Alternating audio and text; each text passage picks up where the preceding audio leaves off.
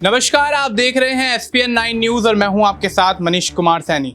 लोकसभा चुनाव के बाद तमाम राज्यों में विधानसभा के उपचुनाव को लेकर चर्चाएं तेज हैं। बात करें अगर बिहार की, तो बिहार के मुख्यमंत्री नीतीश कुमार को पलटू राम की उपाधि राजनीति में दी जाती है। दरअसल 2014 के लोकसभा चुनाव में जेडीयू ने 5 सीटें आरजेडी के साथ महागठबंधन में चुनाव लड़ते हुए हासिल की थी।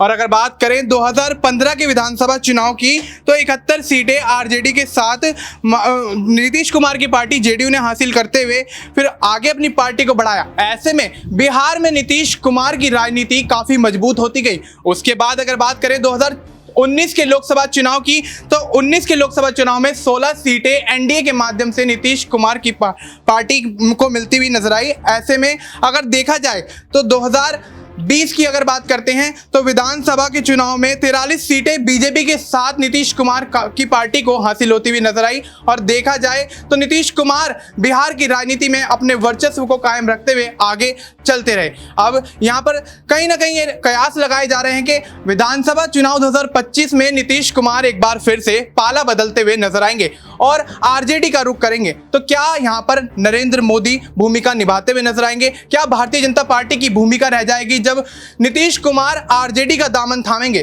क्या 2025 में लालू प्रसाद यादव की पार्टी आरजेडी के साथ गठबंधन में चुनाव लड़ते हुए नजर आएंगे नीतीश? इस पूरे मुद्दे पर तमाम सवाल निकल कर आते हैं। तमाम सवालों के जवाब लेंगे न्यूज रूम में मौजूद सहयोगियों से। सबसे पहला सवाल लेंगे अमन जी से। अमन जी, क्या कुछ लगता है जिस तरीके से नीतीश कुमार को पलटू राम की उपाधि राजनीति में दी जाती है, लोकसभा चुनाव हो, विधानसभा चुनाव हो, जिधर फायदा देखते हैं उधर पहुंच जाते हैं, तो ऐसे में क्या कुछ लगता है, क्या विधानसभा चुनाव 2025 में नीतीश कुमार एक बार फिर से आरजेडी की तरफ बढ़ते हुए नजर आएंगे? देखिए, जिस तरह का माहौल बीजेपी और जेडीयू के बीच में बनता हुआ दिखाई पड़ रहा है मनीष, उससे तो ऐसा लगता है कि नीतीश कुमार शायद एक बार फिर जो है न सिर्फ बाजी पलटेंगे बल्कि बाजी को भी पलटते हुए नजर आएंगे। क्योंकि यहाँ पर अगर आप देखें कि दिल्ली से लेकर बिहार तक उनकी जिस तरह से सरकारों के साथ में गठजोड़ है वो बहुत ज़्यादा फर्क डाल सकता है। क्योंकि अगर दिल्ली में उनका जो कह सकते हैं कि समर्थन वापस अगर लेते हैं तो वहाँ पर बहुत ज़्यादा फर्क पड़ता हुआ नजर आ सकता है। इसके अलावा बिहार में अगर देखा जाए तो सरकारी कहीं गिरती हुई नजर आ सकती है। तो नीतीश कुमार को लेकर ये लगातार कहा जा रहा है कि जिस तरह का उनका रुख है, जिस तरह की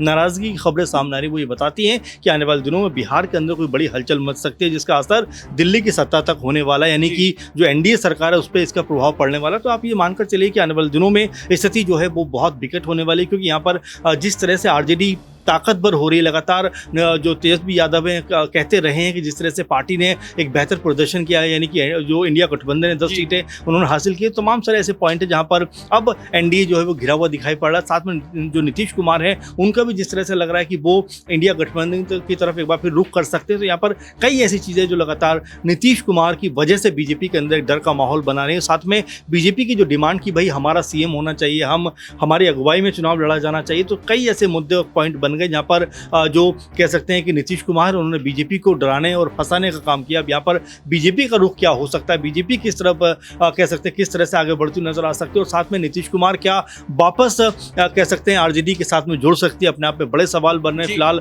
अगर देखा जाए कि दिल्ली से और बिहार तक, तो यहाँ पर नीतीश कुमार की वजह से बीजेपी कहीं ना कहीं डरी हुई और सहमी हुई सी नजर आती है। लेकिन अमन जी, यहाँ पर देखा जाए तो जिस तरीके से लोकसभा चुनाव के बाद सम्राट चौधरी भी काफी एक्टिव होते हुए नजर आए, लेकिन सम्राट चौधरी ये बयान देते हैं कि वो बिहार के मुख्यमंत्री बनना चाहते हैं। लेकिन क्या लगता है कि अब नीतीश कुमार को हटाकर दोबारा अगर यहाँ पर विधानसभा चुनाव जब होते हैं तो क्या नीतीश कुमार की गद्दी संभालते हुए नजर आ सकते हैं सम्राट? देखिए, अभी बहुत ये तो ऐसी खबरें इसका कोई ना सिर है ना पैर है। और देखिए, जिस तरह से सम्राट चौधरी पहले भी ये बात कहते रहे हैं कि भाई मुख्यमंत्री जो है वो बीजेपी के कह सकते हैं कि तरफ से होना चाहिए। आपको याद होगा कि नीतीश कुमार के लिए यहाँ तक कहते थे कि भाई ये जो मैंने पग बांधा है इसको मैं तब उतारूंगा जब उनको मैं गद्दी से उतार फेंकूंगा। तो ऐसे तमाम सारे स्टेटमेंट उनके रहे हैं जो कोई बहुत कह सकते हैं मजबूती के साथ में नहीं रहे। तो ऐसे में ये भी एक स्टेटमेंट है जहाँ पर वो ये कहते हुए नजर आते हैं, हालांकि उनका अब सुर बदले, अब तो ये कहते हैं कि नीतीश कुमार के साथ ही हम चुनाव में जाएंगे। लेकिन उनकी पार्टी के तमाम जो लोग हैं, चाहे अश्विनी चौबे हों या और जितने भी नेता हैं, वो ये कहते हुए दिखाई पड़ते हैं कि भाई अब नीतीश कुमार बहुत हो गए,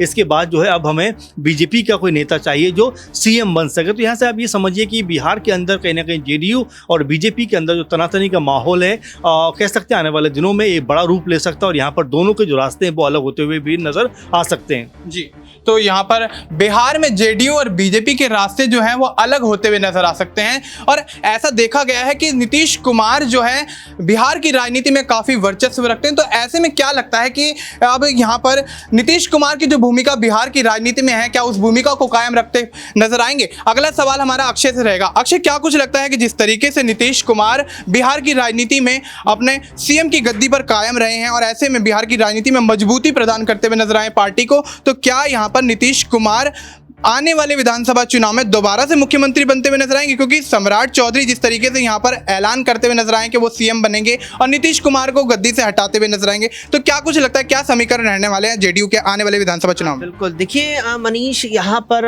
लालू प्रसाद यादव से मैं इस बात का कहीं ना कहीं जिक्र करना चाहूंगा, शुरुआत करना चाहूंगा। लालू प्रसाद यादव बिहार की राजनीति में एक ऐसा नाम है जो लगभग 3 से 4 दशक, जो बीते 3 से 4 दशक रहे हैं और आज तक, आज की तारीख, आज 1 जुलाई 2024 तक लगातार उतना ही नाम मुझे लगता है वो जितना 30 साल पहले भी थे। लेकिन इस बीच एक चीज ऐसी है जो बिल्कुल नहीं बदली और वो है यहाँ नीतीश कुमार का सीएम पद पर रहना। आप गौर करेंगे यहाँ पर नीतीश कुमार जो वर्तमान जो बिहार विधानसभा का कार्यकाल है उसमें नीतीश कुमार ने इस साल के 28 जनवरी को तीसरी मर्तबा शपथ ली। 2020 में जब बिहार विधानसभा के चुनाव हुए थे, एनडीए के साथ उन्होंने चुनाव लड़ा, जीत हासिल की। हालांकि नुकसान भी इसमें उन्हें जरूर हुआ था, आपने भी इस बात का जिक्र किया। जिस प्रकार से 2014 के बाद 2015 के जो बिहार विधानसभा के चुनाव थे, नीतीश कुमार की जेडीयू ने वो आरजेडी के साथ रह करके महागठबंधन में लड़े, जहां उन्हें 71 सीटों पर फायदा मिला या कहीं 71 सीटों पर बढ़त मिली। लेकिन जब वो एनडीए गठबंधन में आते और विधानसभा 2020 की लड़ते हैं तो वो 71 सीटें घट करके 43 रह जाते हैं। यानी मोटे तौर पर 28 सीटों का भारी भरकम नुकसान नीतीश कुमार को एनडीए के साथ आकर विधानसभा में हुआ था।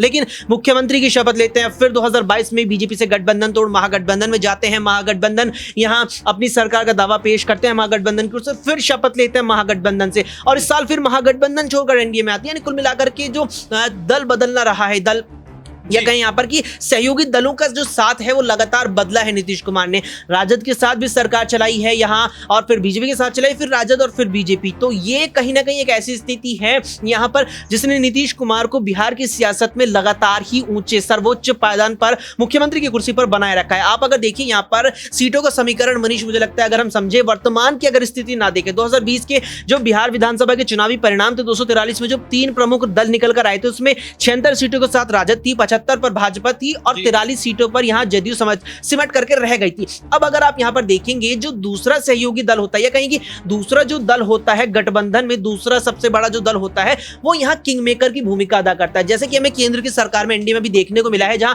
चंद्रबाबू नायडू और नीतीश कुमार दोनों मिलकर के किंग मेकर की भूमिका बीजेपी के लिए एनडीए गठबंधन में प्रधानमंत्री पद के लिए अदा कर रहे हैं। लेकिन नीतीश कुमार यहां किंग मेकर की भूमिका में जरूर है, लेकिन उनकी राजनीति का जो तरीका है या कहीं जो उनका राजनीति करने का एक तरीका है उसके चलते वो किंग मेकर की भूमिका में रहकर भी वो किंग बने हैं। यहां पर आप देखिए अगर जो सियासी जनाधार है या कहीं जो सियासी गणित है वो नीतीश कुमार को किंग मेकर बनाता है, किंग नहीं बनाता, लेकिन उनका जो राजनीति करने का तरीका है उसने उन्हें किंग बना करके यहां पर छोड़ दिया है। तो कुल मिलाकर के अब अगर यहां देखा जाए तो नीतीश कुमार जिस प्रकार से बीते जो 2 विधानसभा चुनाव बिहार के रहे हैं वहां उन्हें फायदा राजद के साथ बेहतर तरीके से हुआ है विधानसभा में बीजेपी की तुलना में, जबकि एनडीए के साथ उन्हें लोकसभा में ज्यादा फायदा हुआ है राजद की तुलना में। तो इस हिसाब से अगर देखा जाए तो उन्होंने इस साल के जो बीच में हाल में ही जो लोकसभा चुनाव हुए वो तो उन्होंने एनडीए गठबंधन में रहकर बीजेपी के साथ लड़ दिए, 12 सीटें भी अपनी निकालने में कामयाब रहे 16 पर लड़ने के बाद। अब जो अगले साल बिहार की 243 सीटों पर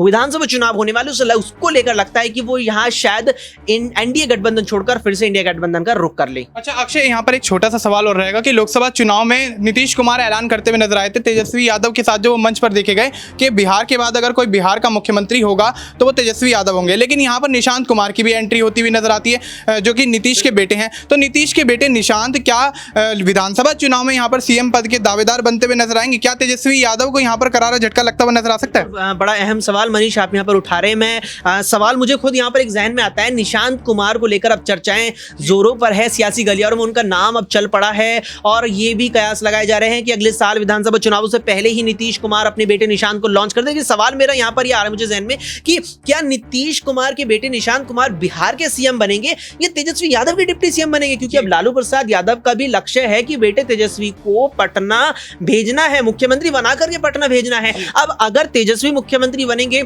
इसके दो ही आधार नजर आते हैं, या तो यहां पर तेजस्वी यादव या कहे राजद पूर्ण बहुमत ले आए, 122 पार कर जाए अगले साल वाले विधानसभा चुनावों में, या अगर जेडीयू के साथ मिलकर सरकार बनाते हैं तो मुख्यमंत्री कौन बनेगा? क्या तेजस्वी को नीतीश स्वीकार करेंगे और अपने बेटे निशांत को राजनीतिक भविष्य बेहतर बनाने के लिए उन्हें डिप्टी सीएम बनाएंगे, या नीतीश कुमार फिर से मुख्यमंत्री बनेंगे? ये वाकई मुझे लगता है एक सवाल भी रहेगा। जी बिल्कुल। तो यहाँ पर बिहार की राजनीति में नीतीश कुमार जो है अहम भूमिका निभाते हुए आगे नजर आ सकते हैं, क्योंकि विधानसभा चुनाव 2025 को लेकर यहाँ पर चर्चाएं तेज हैं और ऐसे में निशांत कुमार का यहाँ पर नाम निकल कर आता है, जो कि नीतीश के बेटे हैं, कि निशांत कुमार यहाँ पर मुख्यमंत्री बन सकते हैं। तो क्या तेजस्वी यादव का आगे रुख रहने वाला है? क्या कुछ यहाँ पर समीकरण बदलते हुए नजर आएंगे? ये तो खैर वक्त ही बताएगा।